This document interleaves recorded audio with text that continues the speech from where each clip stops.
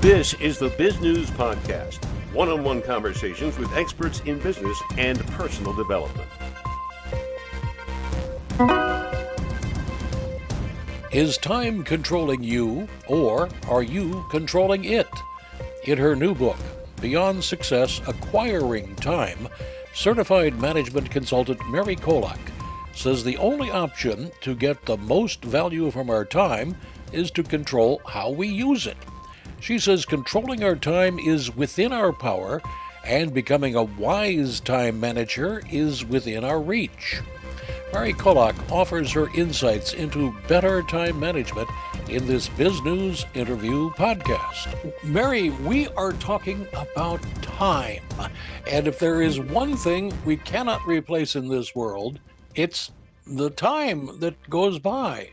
And you have a book out talking about that. Tell us a little bit about what you're talking about. I'm talking about exactly what you just said, time and time management.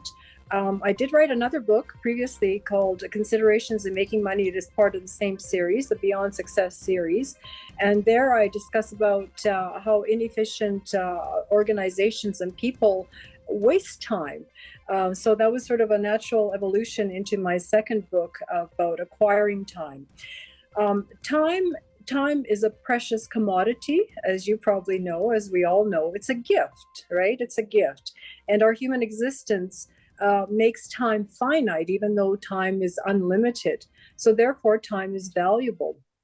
And because time is valuable, it just made sense that we should think about how we manage our time to get the most value from our life, from our time, from our existence on earth. Also, our time and life are inseparable, right? So every thought, every feeling that we have, every action that we undertake uses time. So we need to manage our time, essentially. So the book was written for everyone, right? You talk about acquiring time. We can't go down to the hardware store and buy a bucket of it, can we? You cannot. Definitely, we can't go buy time. Unfortunately, sometimes we wish we could, but what we can do is we can manage our time to gain more time in our life, to do the things that absolutely matter in our life and in our work. You talk about time management, but over the decades, that term time management can strike fear or anger into the eyes or minds of factory workers or something like that. Somebody's coming along with a clipboard managing your time. Is that it? Yeah. No, well, kind of, sort of, but it's really free choice. Everybody has a choice to manage their time the best way that they know how. For instance, I can get up in the morning and spend 2-3 hours on social media, checking social media, posting. If I'm a social media influencer, perhaps that's my job and that's what I would need to do. However, most people don't do that, or that's not part of their job. So if you're going to spend 3 hours in the morning checking social media, that's 3 hours of your life gone, when you could have spent those 3 hours in something more valuable that will actually make a difference in your life, make a difference to your life with your family, or a difference in your life at work. You know, if you're going for a career promotion, or you just want to learn, you want to expand your knowledge. If you're going to spend all that time on social media, yeah, that's not going to work in your favor. We talk a little bit about social media, and with that comes the idea of young people walking down the street holding the thing in front of their nose and practically walking into traffic. Is time management associated with age? The older you get, the more better you're at it, or more you value it? That's actually a really good question. I don't think so. I think time management is just a perception of what you feel is valuable in your life. We talk about technology. I mean, technology certainly increases our pace of life. And then again, of course, our need for time management becomes even more significantly increased because of the technology. So technology can either make our lives better, or it can make them worse. What it really boils down to is choice. Okay. We choose. How did you get into this time management sphere? That's a good question.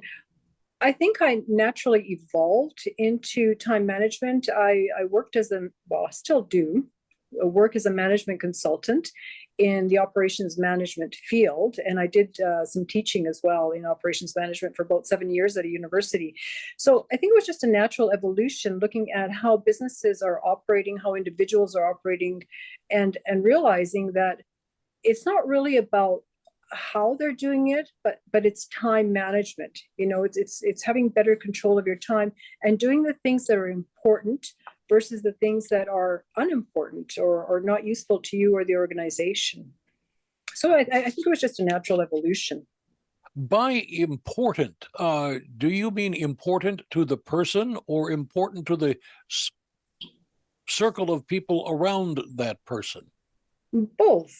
So it depends on the circumstances, right? So if you're talking about work, it would have to be important to the organization. So you're hired for a specific role, a specific job, and the work you do would have to be important to the organization.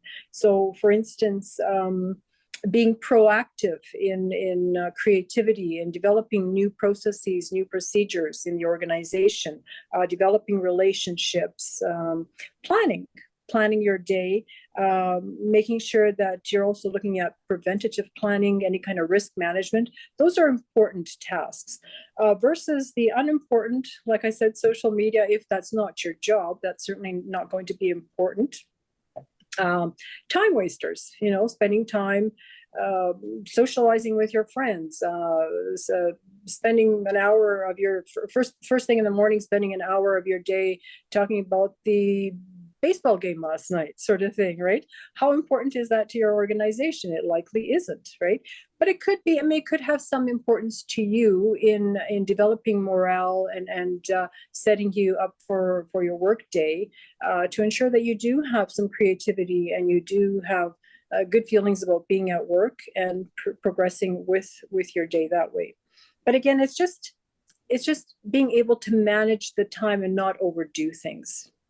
Can a person become too obsessed with managing their time, providing little respite for the brain to just kind of sit and idle for a little bit? Absolutely. We could all overdo a lot of things, right? So the thing with time management is being able to set effective goals for yourself. So if you're setting goals, you need to be able to make sure those goals are achievable. But also a little stretch, right? You don't want to go too easy, because if goals are too easy, you might get bored with that and obsessed with some things. So you want to make sure that you are stretching to reach a little bit, to achieve a little bit more than you did the day before, kind of thing. You also want to make sure that your goals are the SMART acronym. All right, they're specific, measurable, attainable, realistic, and that there is a time frame to achieving them. You also want to be sure that your goals are flexible, right? You want to build in a little bit of flexibility, because you never know what's going to happen during the day. Although you do know, because you're going to build in that flexibility time, just in case something goes awry. And the most important thing about goals is to actually write them down.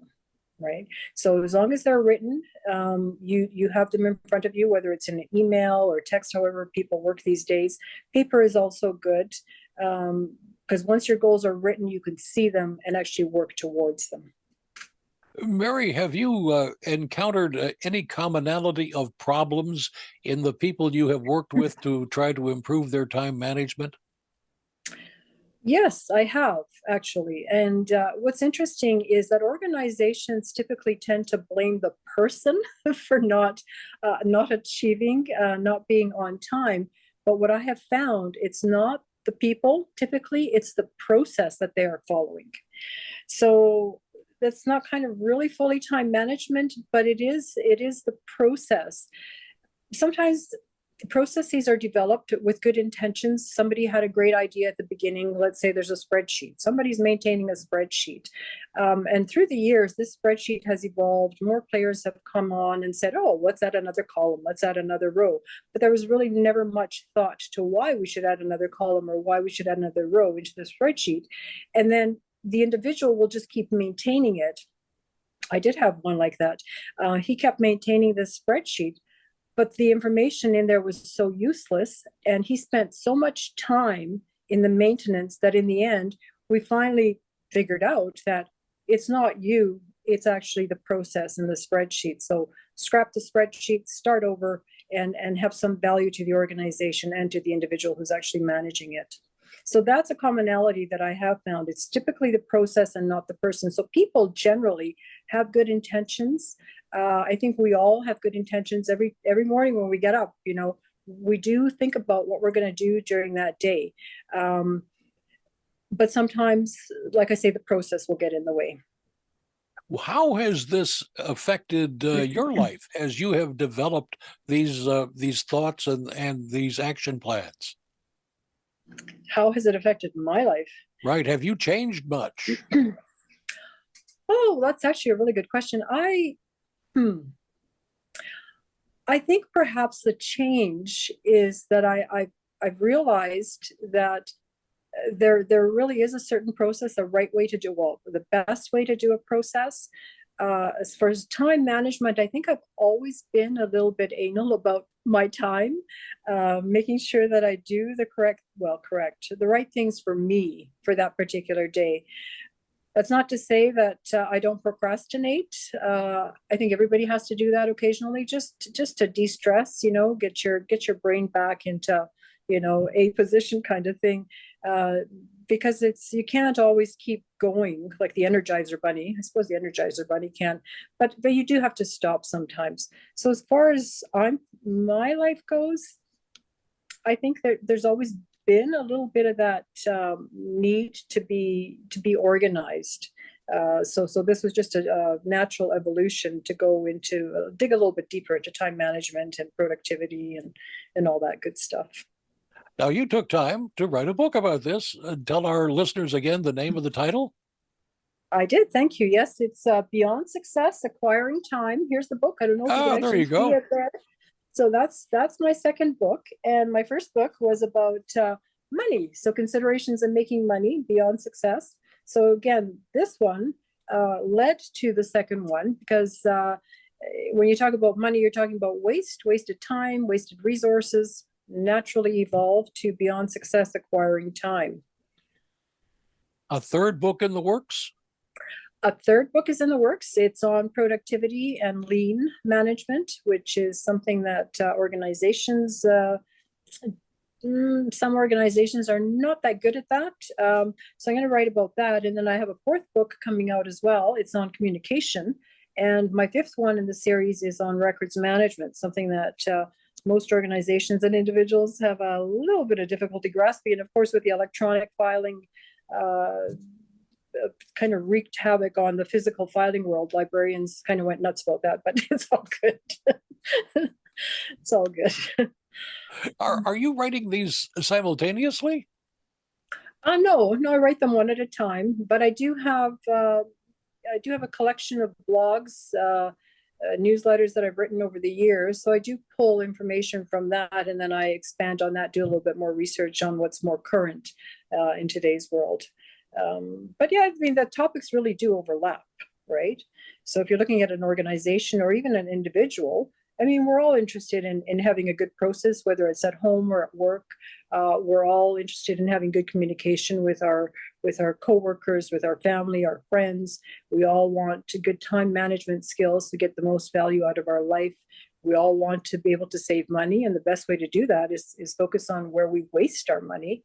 And of course, records management is I guess that's more for organizations, but individuals could get something out of that too. Now, I mean, do you have a website where people can get more information? I do. It's marycolak.com. Just the name.com. Just the name.com. Yes. Yeah. Now, we still have plenty of time. So would you like to add anything that we have not had a chance to talk about or to emphasize on something you've mentioned already? Sure. I wouldn't mind just talking a little bit about how people can improve their work performance, because I think this is something that we all need a little bit of coaching in. we sort of get into a rut. I think people, when I work, years gone by, you'd get into a rut, a certain habit of how you work and not even give it a second thought. And like I say, most of the time it's process related. So the process is at fault, not the person. So as a person, understanding how to improve your work performance and therefore increase the best use of your time, I think would do wonders for anybody. So the first thing that I would recommend is to arrange your physical work environment. So how you work makes a difference. Making sure that all the things that you need on a daily basis are located on your right-hand side if you're right-handed, or they're on your left-hand side if you're left-handed. And also making sure that everything that you have in your workspace has a home, right? So if you, for instance, your stapler lives in a certain spot, so when you use your stapler, be sure to return it to that spot. And that way it's going to be very efficient for you to find that stapler and use it the next time, instead of, hey, I put it somewhere else, I can't remember. So you're going to waste time trying to figure out where that stapler is. So I think that's a practice that takes a lot of discipline. But with that discipline, initial work, you're going to be way better off in the end. So it's going to be a good habit with practice. The second thing I would suggest is arranging your electronic files. So electronic files arranged in a hierarchy would enable the cross-organizational information sharing. What I found in organizations is that people would typically arrange their electronic files by the name of the person who created the document. That's not a good way to work. You'll never find that document.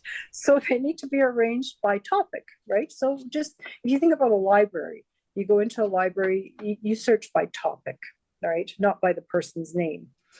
Also using appropriate tools. So if you have, if your operating system on your computer, for instance, is from 1995, that's not going to work very well for you, right? Because we're in 2022. So you want to make sure that your tools that you're using are up to date. And that includes any applications that the organization has you using as well. So if it's out of date, typically you're going to spend a lot of time managing a very slow system, right? So if you think about the time, think if your tools are efficient, your time is also going to be efficient using those tools. Lists. I find lists are very important with time management. And in fact, I typically recommend, I recommend that people plan their days ahead. So for tomorrow, you want to sit down at the end of the day today and plan your day for tomorrow. What do you need to do tomorrow? What's important? What's urgent? Plan your day and stick to your plan. So lists are really important. And as you make the commitments, write them on a paper or a calendar, wherever you work. I work best in email because I'm typically on email 24/7. So I have my whole list in my email, my appointments, my reports that I need to write, things that I owe to people, that sort of thing. The fifth thing is to do it now.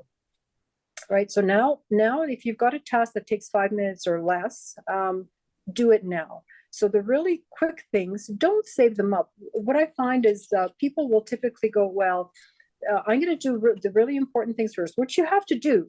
But if that important thing is going to take you, say, half a day, but you've got other tasks that you can get out of the way in 5 minutes or less, do them quickly, get them off your plate. And that way you're not bogged in your head with, oh my gosh, I got to do these 5 little things. They're going to take me less time, but I have to really work on this important. So it's understanding how to schedule and doing the little things first. The little things do become very important because if you don't do them now, they're going to just become really big things.